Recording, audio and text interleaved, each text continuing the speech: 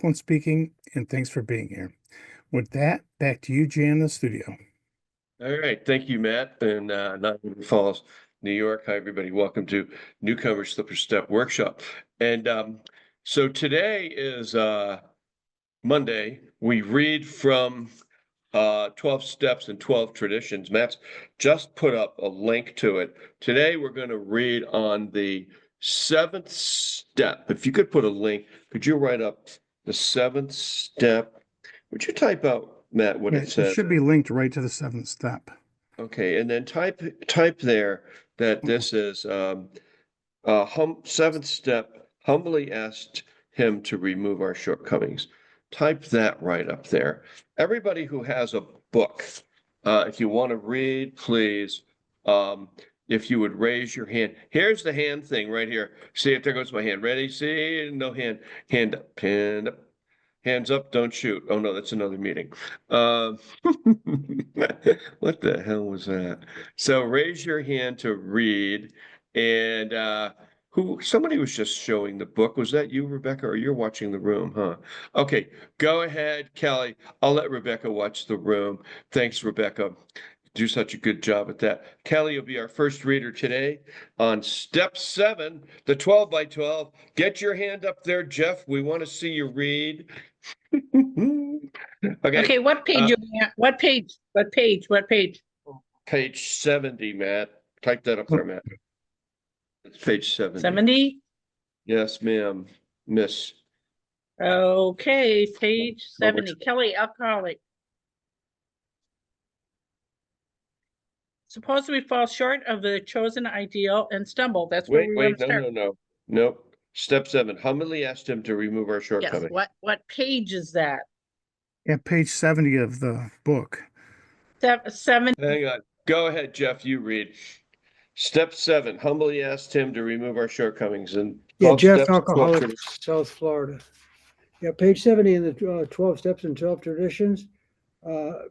Step 7, humbly asked him to remove our shortcomings. Since this step so specifically concerns itself with humility, we should pause here to consider what humility is and what the practice of it can mean to us. Indeed, the attainment of greater humility is the foundation principle of each of AA's 12 steps, for without some degree of humility, no alcoholic can stay sober at all. Nearly all AAs have found, too, that unless they develop much of this precious quality that may be required just for sobriety, they haven't much chance of becoming truly happy. Without it, they cannot live to much useful purpose or, in adversity, be able to summon the faith that can meet any emergency. Humility as a word and as an ideal has a very bad time of it in our world. Not only is the idea misunderstood, the word itself is often intensely disliked. Many people haven't even a nodding acquaintance with humility as a way of life. Much of the everyday talk we hear and a great deal of what we read highlights man's pride in his own achievements. With great intelligence, men of science have been forcing nature to disclose her secrets. The immense resources now being harnessed promise such a quantity of material blessings that many have come to believe that a man-made millennium lies just ahead. Poverty will disappear. There'll be no such thing as abundance. There will be such abundance that everybody can have all the security and personal satisfactions he desires. Right there. Go over to sir. Lisa. Go ahead, Lisa. Thanks, Jeff. Lisa, alcoholic, 211 days. The theory seems to be that once everybody's primary instincts are satisfied, there won't be much left to quarrel about. The world will then turn happy and be free to concentrate on culture and character. Solely by their own intelligence and labor, men will have shaped their own destiny. Certainly no alcoholic and surely no member of AA wants to deprecate material achievement, nor do we enter into debate with the many who still so passionately cling to that belief that to satisfy our own basic natural desires is the main object of life. But we are sure that no class of people in the world ever made a worse mess of trying to live by this formula than alcoholics. For thousands of years, we have been demanding more than our share of, security, prestige, and romance. When we seemed to be succeeding, we drank to dream still greater dreams. When we were frustrated, even in part, we drank for oblivion. Never was there enough of what we thought we wanted. In all these strivings, so many of them well-intentioned, our crippling handicap had been our lack of humility.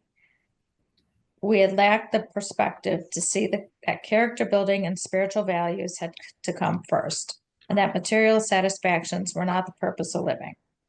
Quite characteristically, we had gone all out in confusing the ends with the means. Instead of regarding the satisfaction of our material desires as the means by which we can live and function as human beings, we had taken these satisfactions to be the final end and aim of life. True, most of us Okay, over thought. to you, Kelly. That's perfect. Thank you. Good job. Kelly, alcoholic. True, most of us thought good character was desirable, but obviously good character was something one needed to get on with the business of being self-satisfied.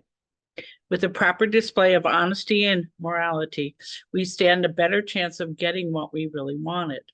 But whenever we had to choose between character and comfort, the character building was lost in the dust of our chase after what we thought was happiness. Seldom did we look at character building as something desirable in itself, something we would like to strive for, whether our instructional needs were met or not. We never thought of making honesty, tolerance, and true love of man and God the daily basis of living. This lack of anchorage to any permanent values, this blindness to the true purpose of our lives, produced another bad result.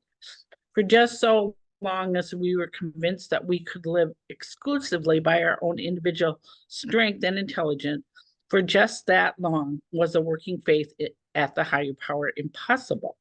This was true even when we believed that God existed. We could actually have earnest religious beliefs which remained barren because we were still trying to play God ourselves.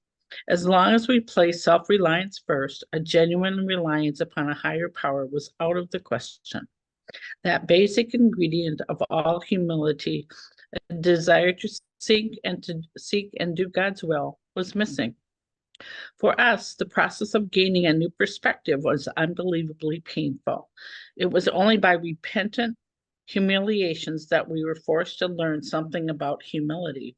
It was only at the end of a long road marked by successive defeats and humiliations that the final crushing of our self-sufficiency that we began to feel humility as something more than a condition of groveling despair.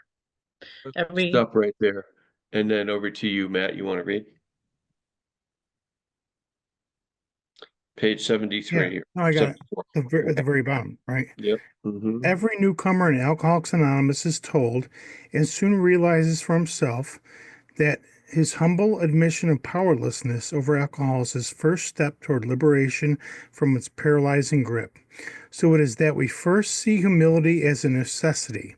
But this is the barest beginning, to get completely away from our aversion to the idea of being humble, to gain a vision of humility as the avenue of true freedom of the human spirit, to be willing to work for humility as something to be desired for itself. It takes most of us a long, long time. A whole lifetime geared towards self-centeredness cannot be set in reverse all at once. Rebellion dogs our every step at first. We have finally admitted without reservation that we are powerless over alcohol. We are apt to breathe a great sigh of relief saying, well, thank God that's over. I'll never have to go through that again.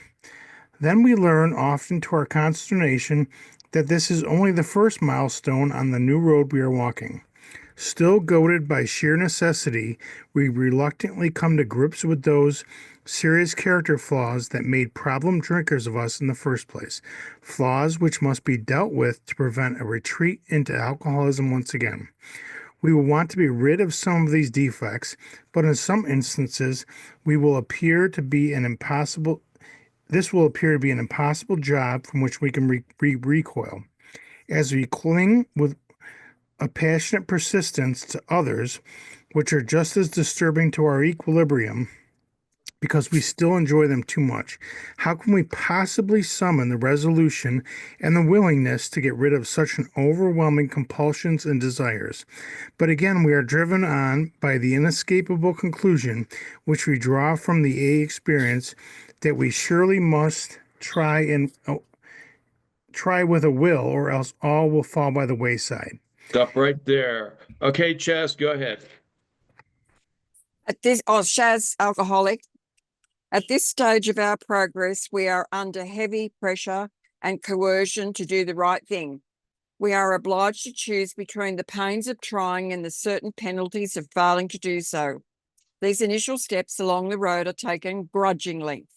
Yet we do take them. We may still have no very high opinion of humility as a desirable personal virtue, but we do recognize it as a necessary aid to our survival. But when we have taken a square look at some of these defects, have discussed them with another, and have become willing to have them removed, our thinking about humility commences to have a wider meaning. By this time, in all probability, we have gained some measure of release from our more devastating handicaps. We enjoy moments in which there is something like real peace of mind. To those of us who have hitherto known only excitement, depression, or anxiety, in other words, to all of us, this newfound peace is a priceless gift. Something new indeed has been added. Where humility had formerly stood for a forced feeding on humble pie, it now begins to make the nourishing ingredient which can give us serenity.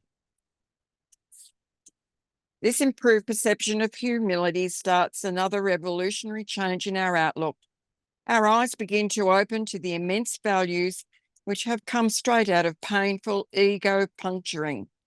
Until now, our lives have been largely devoted to running from pain and problems. We fled from them as from a plague. We never wanted to deal with the fact of suffering. Escape via the bottle was always our solution. Character building through suffering might be all right for saints, but it certainly didn't appeal to us. Then in AA, Okay, stop right there. And back over to you, Jeff. We'll start. Now, notice the people who have their hands up to read. These are the people who are super sober. And then there are those of you who have not raised your hand to drink. And I'm not going to say that you are losers. Go ahead, Jeff. Jeff, alcoholic, South Florida. Top of page 75. Oh, Then God. in AA, we looked and listened. Everywhere we saw failure and misery transformed by humility into priceless assets. We heard story after story of how humility had brought strength out of weakness, and in every case, pain had been the price of admission into a new life. But this admission price had been purchased more than we expected. It brought a measure of humility, which we soon discovered to be a healer of pain. We began to fear pain less and desire humility more than ever. During this process of learning more about humility, the most profound result of all was that the change in our attitude toward God. And this was true whether we had been believers or unbelievers. Stop right there, Jeff. Yes, sir. Okay, over to excuse me. Over to Jason wants to be super sober. I never heard that term before. I know I just made it up. Go ahead, Hi, Jason. Jason, alcoholic. We began to get over the idea that the higher power was a sort of Bush League pinch hitter to be called upon only in an emergency. The notion that we would still live our own lives, God helping a little now and then, began to evaporate. Many of us who had thought ourselves religious awoke to the limitations of this attitude. Refusing to place God first, we had deprived ourselves of his help. But now the words, "Of myself I am nothing. The Father does the work," began to carry bright promise and meaning. We saw we didn't always be bludgeoned and beaten into humility. It could come quite as much from our own voluntary reaching for it as it could from unremitting suffering. A great turning point in our lives came when we sought for humility as something we really wanted, rather than as something we must have. It marked the time when we could commence to see the full implication of step 7. Humbly asked him to remove our shortcomings. Okay, stop right there. Over to JT with the Wehrmacht in Luxembourg. Oh, maybe they're not there anymore in Luxembourg. Oh, who's the alcoholic? Oh boy. As we approach the actual taking of step 7, it might be well if we AAs inquire once more just what our deeper objectives are. Each of us would like to live at peace with himself and with his fellows. We would like to be assured that the grace of God can do for us what we cannot do for ourselves. We have seen that character defects based on short-sighted or unworthy desires are the obstacles that block our path toward these objectives. We now clearly see that we have been making unreasonable demands upon ourselves, upon others, and upon God. The chief activator of our defects has been self-centered fear, primarily fear that we would lose something we already possessed or would fail to get something we demanded. Living upon a basis of unsatisfied demands, we were in a state of continual disturbance and frustration. Therefore, no peace was to be had unless we could find a means of reducing these demands. The difference between a demand and a simple request is plain to anyone.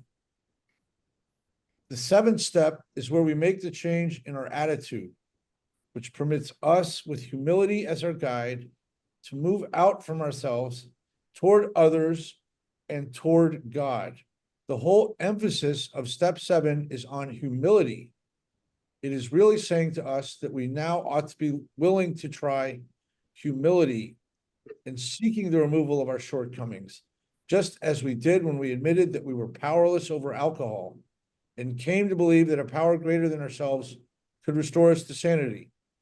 If that degree of humility could enable us to find the grace by which a deadly obsession could be banished, then there must be hope of the same result respecting any other problem we could possibly have. Thank you for reading. Hey, thanks everybody for reading. Jann, alcoholic. So one of the things, this is written, I think mostly by Bill Wilson. Maybe he had some help with it. And then I don't know what he was really going on about here. There's 2 things about Bill Wilson that that are true. One is he was a deal maker, a financier, an investment banker on Wall Street in the 1920s, 1930s. He was hard driven, hard bitten, and he's mostly writing about the male type A driven alcoholic on Wall Street in New York City without any morals, and he sobers up and he comes to realize that he's going to have to change. Now, this doesn't necessarily apply to everyone. I mean, I would read this and I would go, what are they, what? And then I realized after a while, after I was involved in a 6-step group and 7-step group, that really 6 and 7 are about defective thinking that we have that's developed during our drinking, maybe earlier in childhood. They are survival mechanisms that we develop. And some of our they're called in our fourth step, we talk about what it affects in me. Where is my defective thinking? How does defective thinking come into being? And it comes into being out of survival. So whether you're, let's say, you're drinking, you're at home, and you're gonna get beat up if you're too messed up. So you start lying about it and say, no, I'm not drinking, I'm not taking any drugs, I'm just going to go to bed early. Or you're at home, father's drinking, he wants to beat everybody up, and we decide to stay the hell out of the way before it all comes crashing down. And we develop survival instincts, survival mechanisms, and lies that we tell ourselves. At the time, they're not lies, but then we become into adulthood. We have our own lives, our own jobs, and we start acting. It's called acting out of defect. We start acting and thinking defectively. So part of this process that we do in this particular group, in this meeting, is to see where our defective behavior is, and then what do we have to do in order to change it? And that's often said on pages 84 through 88. It says, what would I have done instead? So Alcoholics Anonymous and the STEP process is actually a complete mental health program. It's a complete therapy program, because we look at what we're doing and then what is it that we need to do differently. So ostensibly we're sober. Now, if we're still drinking, none of this works. It's all out the door. You're back on step one. If you're sober, you have a shot at it, steps 1 through 12. But if you're constantly relapsing, you're kind of fucked. None of this makes any sense. So it's always a good idea to sober up, and then you have a shot at life, which is about what we're going to do right now. We're going to talk to some of the people who have step assignments in this group. And if you would put in front of your name what step you're currently on right now, this would be like ST10 or ST11 or whatever your assignment is.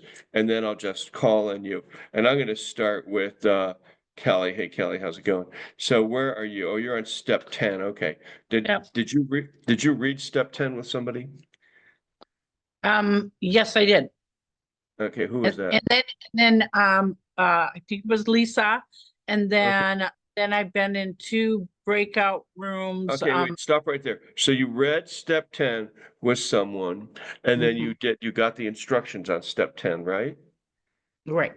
Yeah, okay, good. And now have you been doing it? Have you been doing step 10 in the big book? It's on I have. put a link up for that, yes. Matt or Lisa. So you're reading it every day. It's on page 84, right Yes. there in chat. So guys, follow along whenever we talk about a step, put it up. It's page 84 in the AA Big Book, right? And Yes. how's that going? Yeah, I read 84 through 89 every day.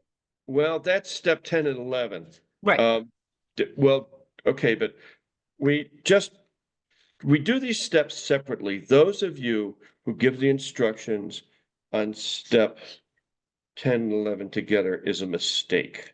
We went through this the other day. So, because step 10 by itself is important.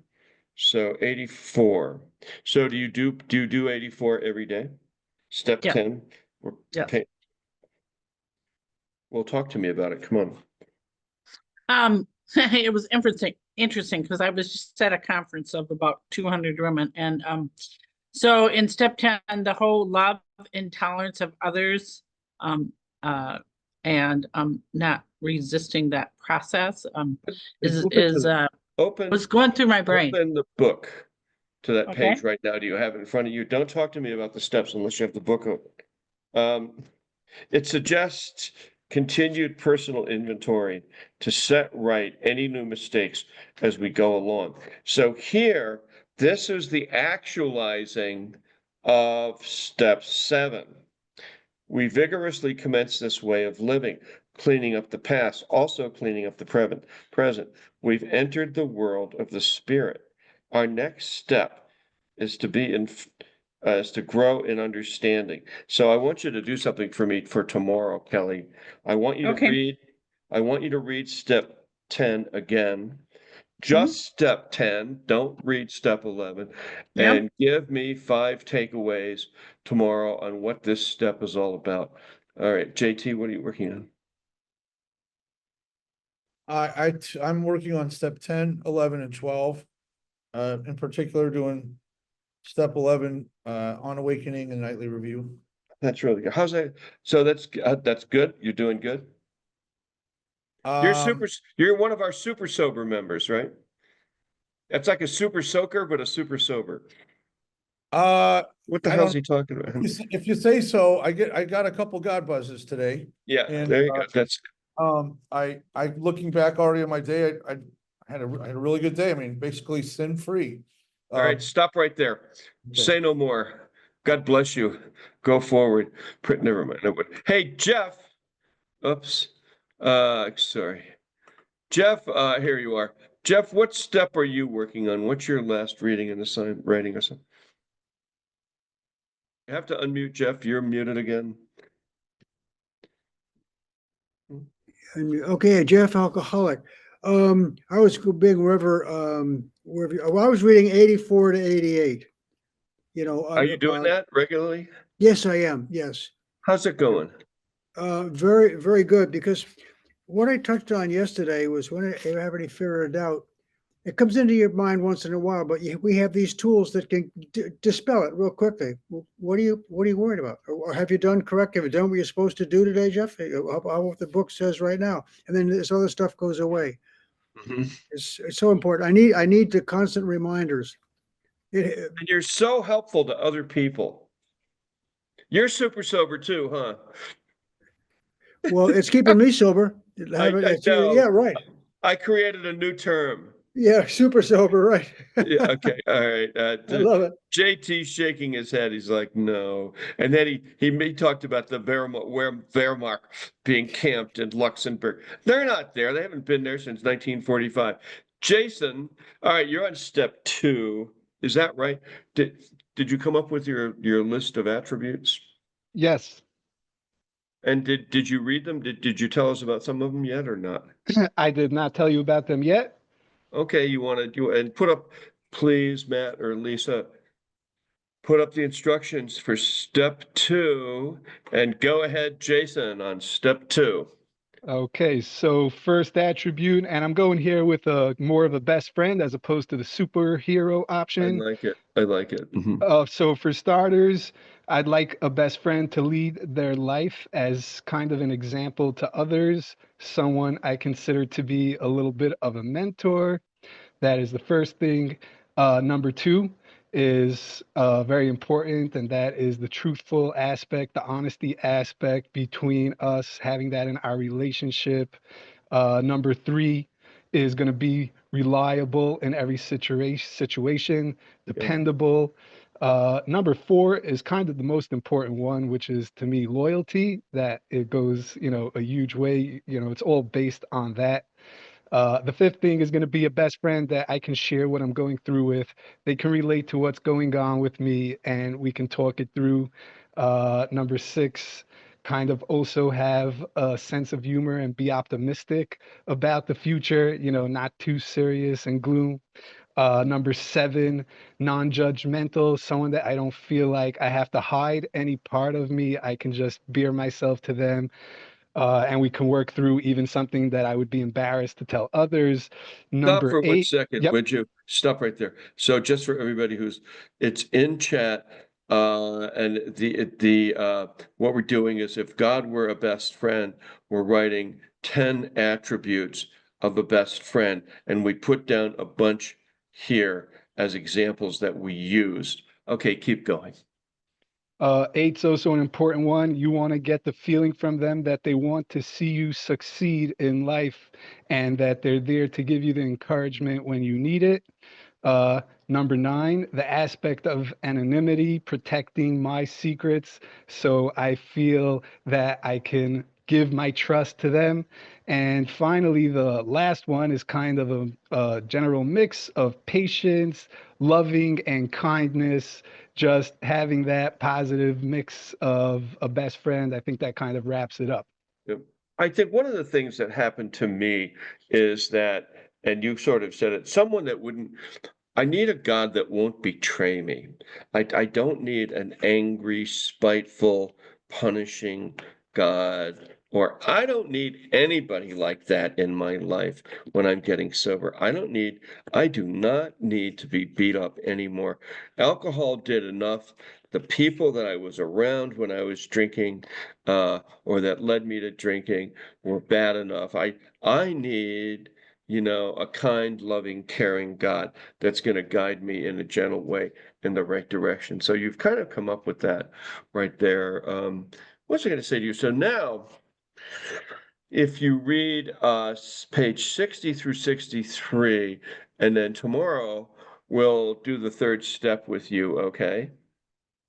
So Okay. now you're gonna prepare yourself for step 3 by reading page 60 through 63 in the big book, and we're gonna go from there. Okay, let's go to hang on here for a second, please. Where the hell are we? Did I Sarah? So hey, Sarah, what are you working on now?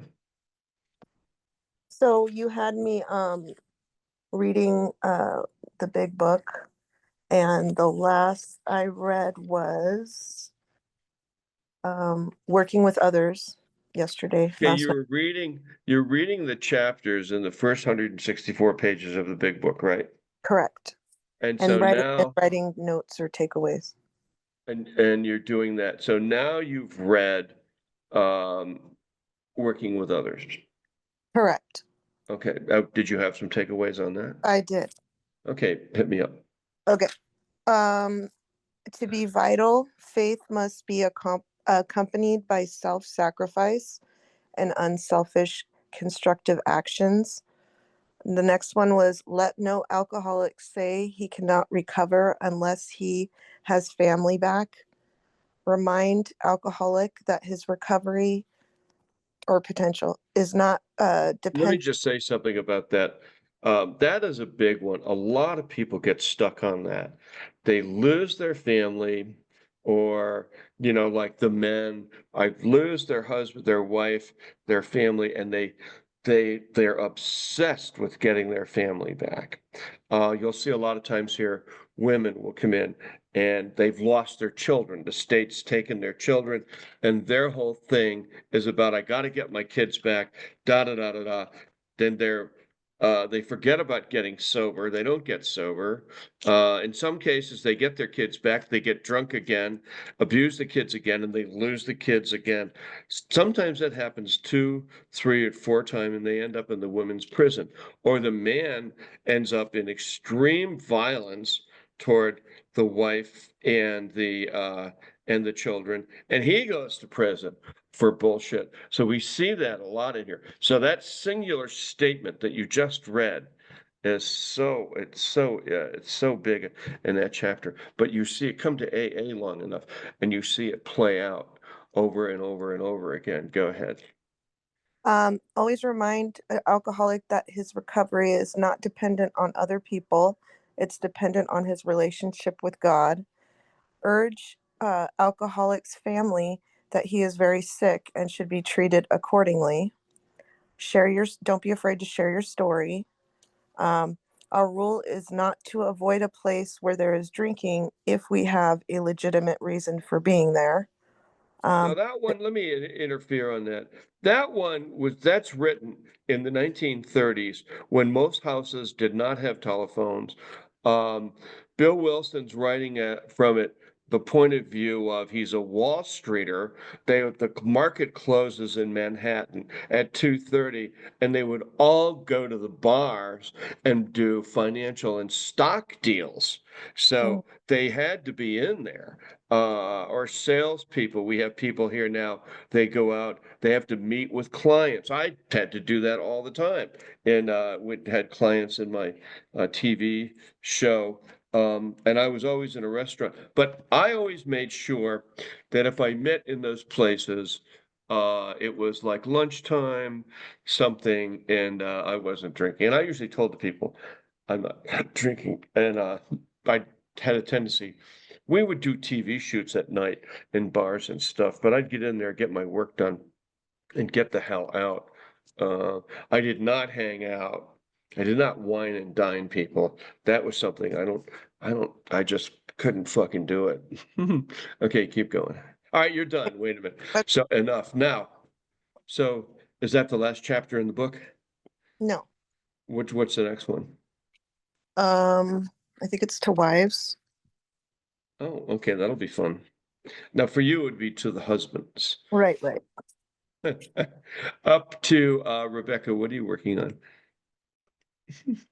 I'm working on 10 through 12 daily. Doing my check-in in the evening, my check-in in the morning. Reading 84 through 88. Writing my resentment list if I have it that night, and seeing where I was self-will, self-centered, fear-based, resentment. Is And it also working? Yeah, it is definitely is working. I also I think you asked me to read more about alcoholism, some takeaways. And you have any? Yeah, so the methods we've tried for sure, limiting the number of drinks, switching from ad infinitum to drinking, not drinking here, not drinking there, going on trips, not taking trips. Starting out, we thought we were I thought I was, like other drinkers, and That whole thing of switching up, Yeah. I did it. I switched from alcohol to drugs and then to pharmaceutical drugs. And that didn't work out very well. No, it didn't. And it also talks about women that it seems to progress, and it seems to kind of hit harder in the few years that they have. All of a sudden, like, bam, they're an alcoholic. Stop right there. Perfect.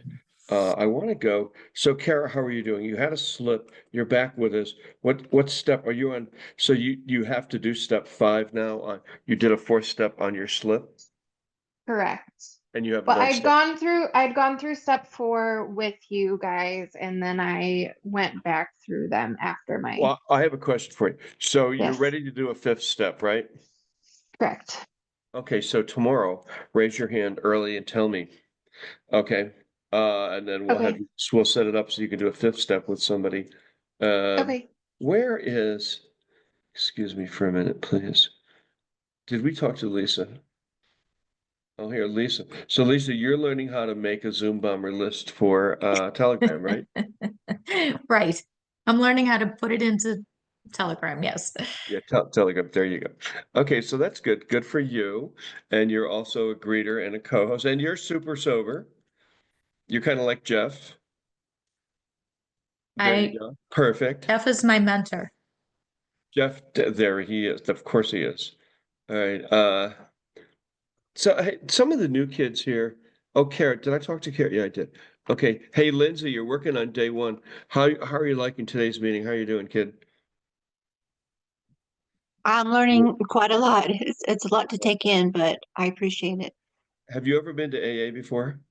No. Oh, is this your first meeting ever in your whole Yes. life? Right. Oh, pretty exciting, huh? Yeah.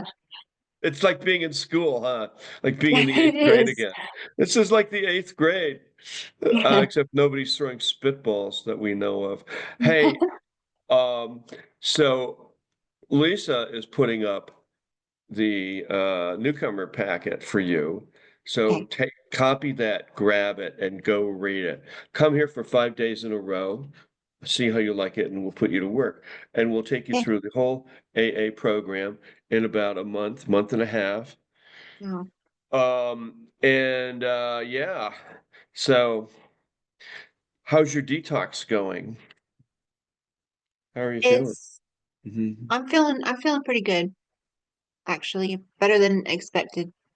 Well, how much do you drink a day? Up to a quart. A quart of hard liquor or wine or what? Yes. Hmm. Hard liquor. Yeah. Okay, yeah. So have you ever sobered up before? No, the longest time I was sober was when I was pregnant with my 7-year-old son. And when was that? I Ten. recently tried naltrexone, Okay. and Drink. failed miserably. So that Okay. is what has Well, led me here. so here's the deal. You want to go, you check your blood pressure, check in with your primary care physician. The third day of detox is the hardest, but it takes Okay. 5 days to get through the detox. And if you're drinking a quart a day, that's it's going to really rattle your system when you sober up. It's going to jar the hell out of you. So, and if you start feeling bad, quivering, shaking on the inside, you may need to go to the hospital for a medical detox. Usually it's about 5 day stay in the hospital. I would not avoid that.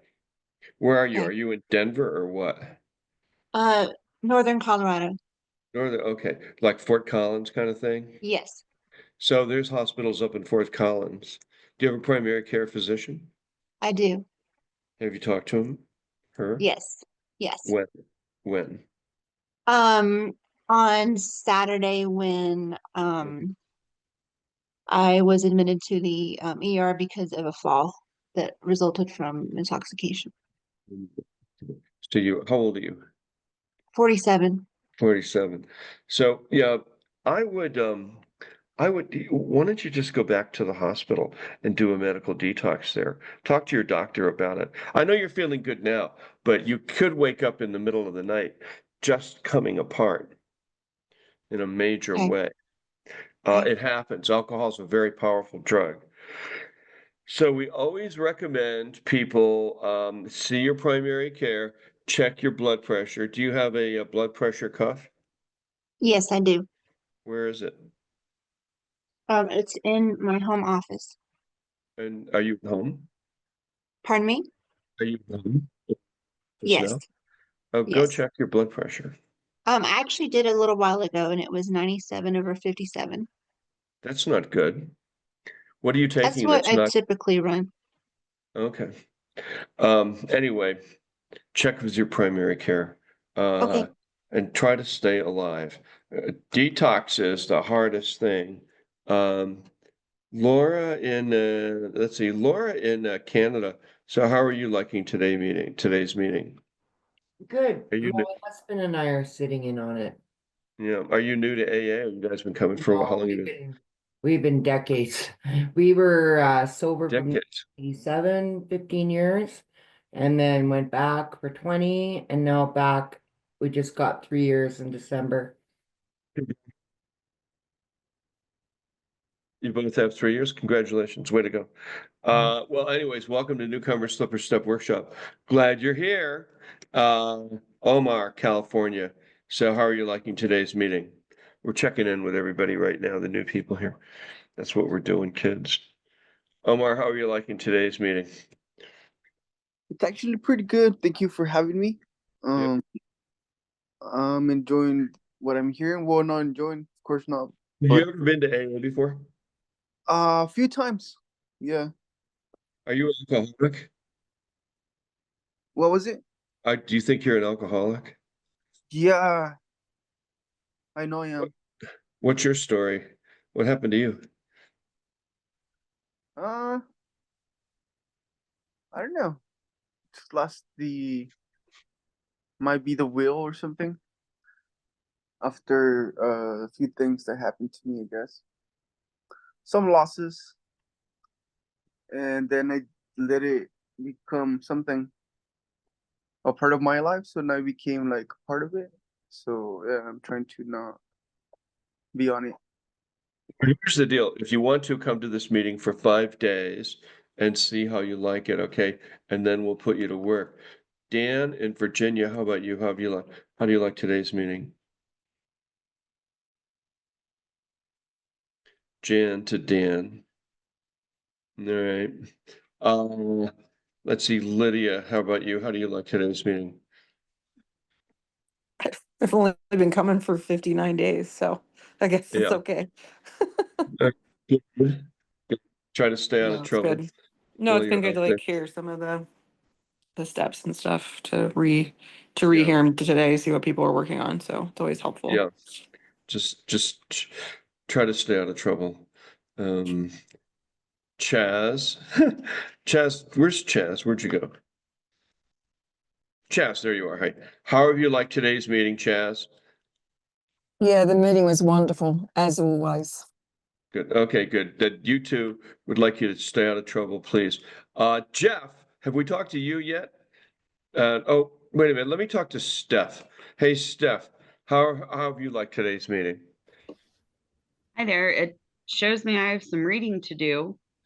I like to hear the insight of how others are interpreting it and working it into their life. Here's the And deal for you, okay? Come to this meeting for 5 days, and then we will give you reading and writing assignments.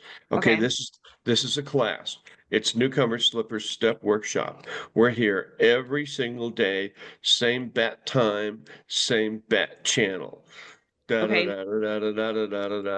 Batman. Okay, Lisa is going to put a link up to the meeting so you can find it every day. It's called Newcomer Slipper Step Workshop. This is a class. This is AA 101. It's AA University. It is a workshop. It's a workshop. And what do we do in here? We work. We take you through the steps in about a month, month and a half. And then we also have dance offs and we sing, talent show. I don't know We about also that. go. All right. Do you have a cat? I have two. Two cats. Good. Friday is Cat Friday around here. All right, Jeff. How about you? How have you liked today's meeting? Jeff Alcoholic. Yes. And you're muted. You muted yourself. How the hell did that happen? I'm sorry. Here, I'll unmute you, Jeff. Ask to unmute. Unmute. Let me- Okay. Oh, good. There you- Jeff Alcoholic, South Florida. How am I doing? What do I get? Well, I get a chance to work with go to the source, which are the steps, and this Yeah. particular meeting, which is the conduit or the way, because to do it, because I'm getting the real thing, which are the steps, and I'm getting the real way, and it's instant feedback back and forth and accountability. It just flows like So that. it is. It's the fifth way. It's a new way. It's a Yes, new it way of is. living. It All is. right. Perfect. And Lisa, you want to read the promises? I think we got everybody right. Looks like it. Lisa, alcoholic. Okay. The promises, starting with the last paragraph of page 83, chapter 6, into action in the AA book.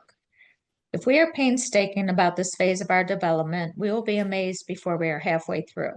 We are going to know a new freedom and a new happiness. We will not regret the past nor wish to shut the door on it. We will comprehend the word serenity and we will know peace. No matter how far down the scale we have gone, we will see our experience can benefit others. That feeling of uselessness and self-pity will disappear. We will lose interest in selfish things and gain interest in our fellows. Self-seeking will slip away. Our whole attitude and outlook on life will change. Fear of people and economic insecurity will leave us. We will intuitively know how to handle situations which used to baffle us. We will suddenly realize that God is doing for us what we cannot do for ourselves. Are these extravagant promises? We think not. They are being fulfilled among us, sometimes quickly, sometimes slowly. They will always materialize if we work for them. Okay, thank you. So here comes the serenity prayer. Goes like this: God, grant me the serenity to accept the things I cannot change, courage to change the things I can, and the wisdom to know the difference. So this meeting is officially over. And if anybody, especially new kids, or anybody else actually, has any questions about this meeting or AA, feel free to unmute and ask away. Da, da, da. So Janelle, you made it through the whole meeting. Yeah, you're welcome. Just come for 5 days and then we'll take you through the whole program. Gotcha. Thank you. Yeah, okay. Sure. Do, do, do, do, do, do. Boom, ba, ba, ba, ba, ba, ba. Boom, ba, ba, ba, ba, ba, ba. Ah, what a day.